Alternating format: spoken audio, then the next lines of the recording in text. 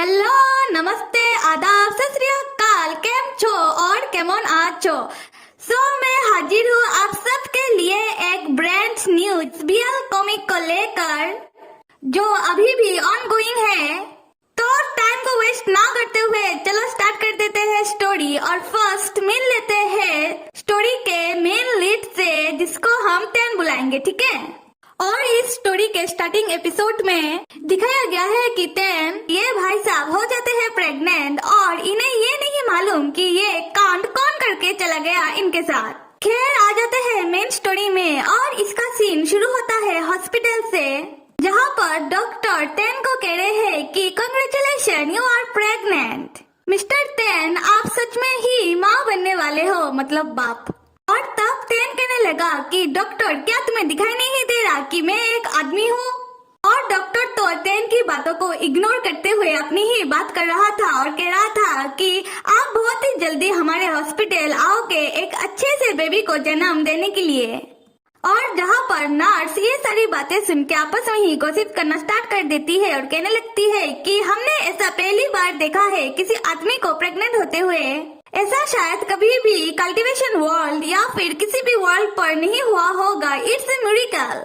और नर्स की गॉसिप सुनने के बाद टेन को आ रहा था गुस्सा, और डॉक्टर तो अपनी ही बात किए जा रहा था और कह रहा था टेन से, हमारे हॉस्पिटल में हर तरह की सुविधा मुमकिन है और हमारा हॉस्पिटल का गायनोकोलॉजिस्ट डिपार्टमेंट तो इस वर्ल्ड का बेस्ट डिपार्टमेंट है।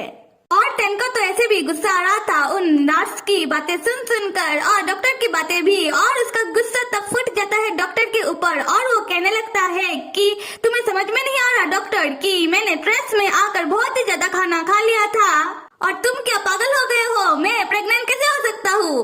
और तब डॉक्टर टेन को शांत करवाते हुए कहने लगता है कि ठीक है, ऐसे भी प्रेगनेंसी में मूड स्विंग होना तो आम बात है, तो मैं आपको कुछ मेडिसिन प्रोवाइड कर दूंगा इसके लिए।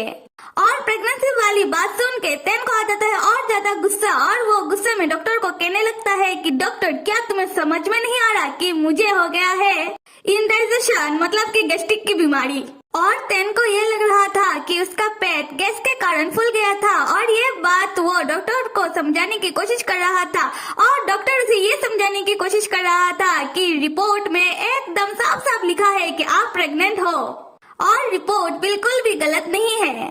खैर बैक टू द स्टोरी, जहाँ पर डॉक्टर टेन की गुस्सा देखने के बाद कहने लगता है कि टेन, मैं आपको एक दवाई दे दूंगा जो आप अपने स्टमक पर यूज कर सकते हो, जिससे आपको इचिंग ना हो।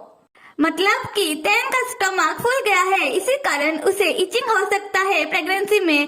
पर ये सुनने के बाद टेन को और भी ज्यादा गुस्सा आ जाता है और वो जाने लगता है गुस्से में, और पीछे से डॉक्टर कहने लगता है, मिस्टर टेन, आप मत भूलना कि आपको मंथली चेकअप के लिए आना पड़ेगा हॉस्पिटल।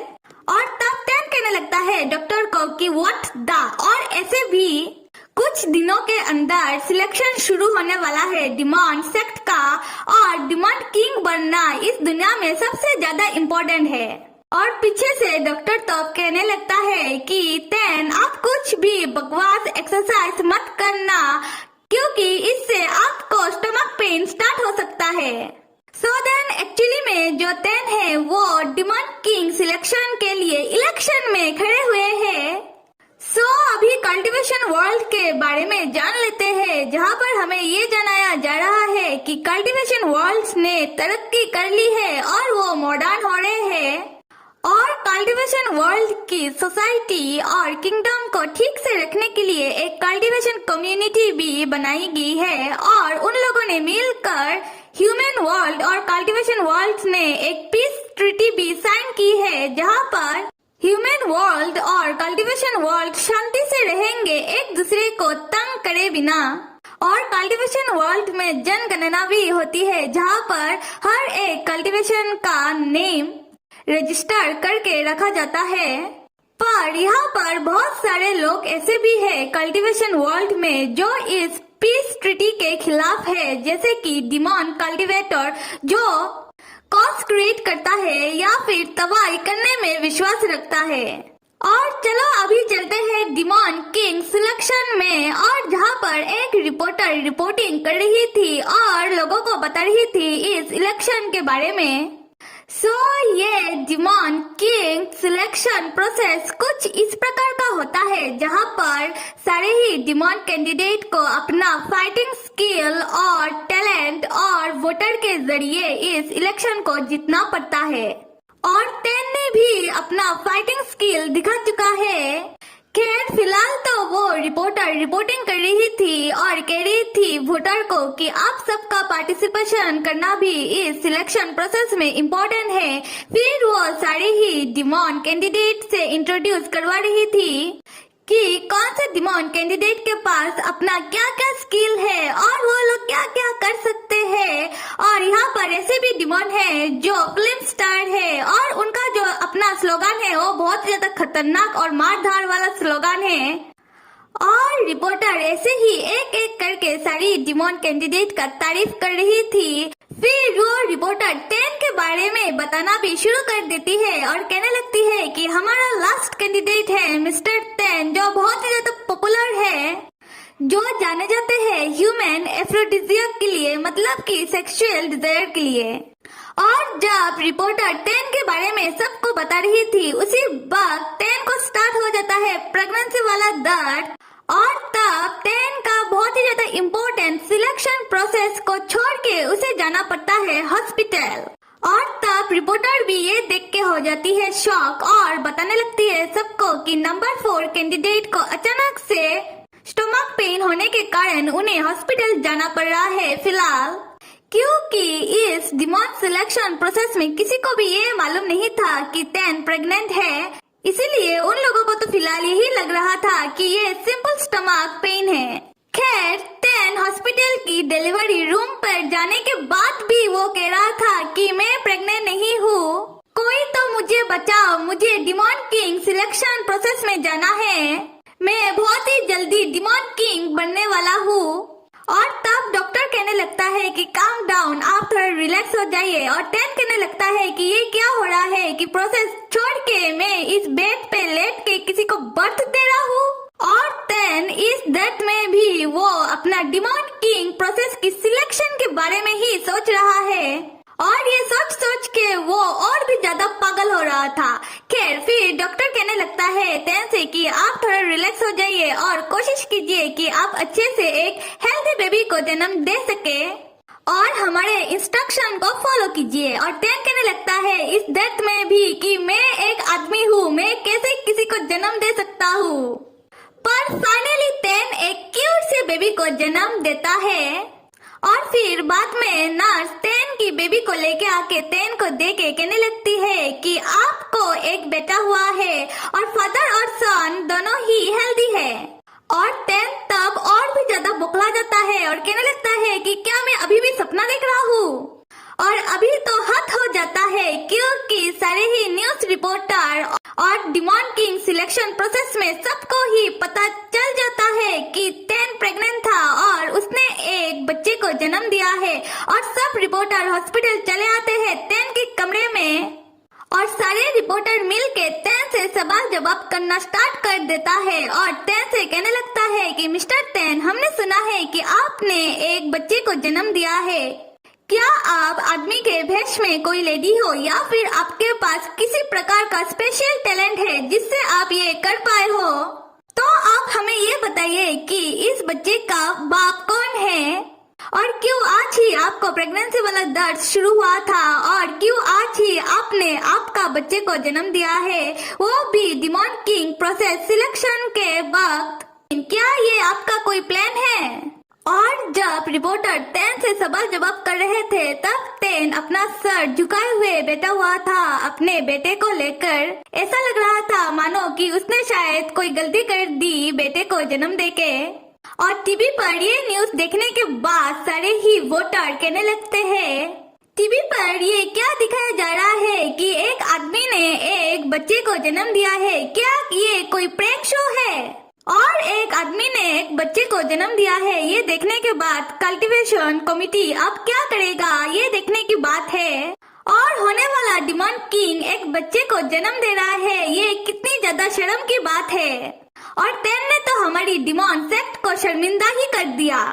फिर सब लोग 10 के खिलाफ हो जाते हैं और कहने लगते हैं कि 10 को डिमॉन किंग कैंडिडेट की पोजीशन से हटना पड़ेगा और सब मिलके प्रोटेस्ट करने लगते हैं कि टेन को डिमॉन किंग कैंडिडेट पोजीशन से हटाओ।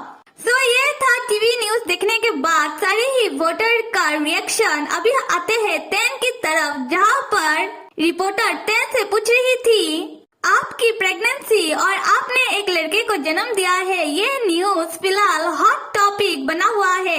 आप इस बारे में क्या कहना पसंद करेंगे? और टेन अपना सर झुकाए हुए ही बैठा हुआ था। वो अभी भी शॉक में ही था कि उसके साथ क्या हो रहा है ये सब। और उसी वक्त ही रिपोर्टर टेन को कहने लगती है कि अभी अभी खबर आया है कि टेन आपको डिमॉन किंग सिलेक्शन प्रोसेस की कैंडिडेट से हटाया जा चुका है और ये डिसीजन लिया गया है कि अब अभी demon king selection process election में नहीं लड़ सकते हो। और ये सुनते ही टेन का एक लाउड रिएक्शन आता है और कहने लगता है कि किस गधे ने ये डिसीजन ली है, मैं उसे बर्बाद कर दूंगा। और टेन की प्रेगनेंसी और बच्चे को जन्म देने के कारण उसका डिमॉन किंग बनने का सपना ही रह गया। खैर अभी ये दिखाया जा रहा है कि 3 साल बीत चुके हैं और टेन का प्यारा सा बेटा बड़ा हो गया है और उसका नाम है डोडो।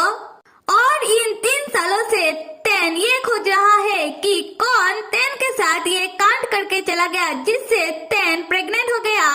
और टेन डोडो का पैटर्निटी टेस्ट करवाता है, मतलब कि डीएनए टेस्ट, जिससे उसे ये पता चल सके कि डोडो का फादर कौन है। और फाइनली इन 3 सालों के बाद डोडो का पैटर्निटी टेस्ट किसी के साथ मैच हो जाता है और जिसने डोडो का पैटर्निटी टेस्ट किया है वो आदमी आकर टेन को कह रहा था कि कल्टीवेट कमेटी से रिपोर्ट आ चुका है, डोडो का रिपोर्ट किसी के साथ मैच हो गया है और हमारा ये टेस्ट कभी भी गलत हो ही नहीं सकता, ये रिपोर्ट एकदम करेक्ट है। फिर वो आदमी जिस मशीन से पैटर्निटी टेस्ट हुआ है डोडो का, वो मशीन टेन को दे देता है और कहने लगता है कि ये आप अपने पास ही रखो और डोडो और आप इस मशीन पर हाथ रखकर चेक कर सकते हो कि ये मशीन कैसे वर्क करता है। और डोडो का रिपोर्ट जिसके साथ मैच हुआ है उनका नाम है बाइजिन।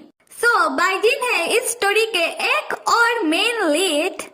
और टेन ये जानने के बाद कि डोडो का फादर है बाइजिन, वो अपने सर पकड़ लेता है और कहने लगता है कि ओ बाइजिन, इसे मैं 3 सालों से ढूंढ रहा था, फाइनली मुझे इसका नाम पता चल गया है और इस आदमी के कारण मुझे मेरा डिमॉन किंग कैंडिडेट के पोस्ट से निकाला जा चुका है, मैं अभी इसे नहीं छोड़ूंगा।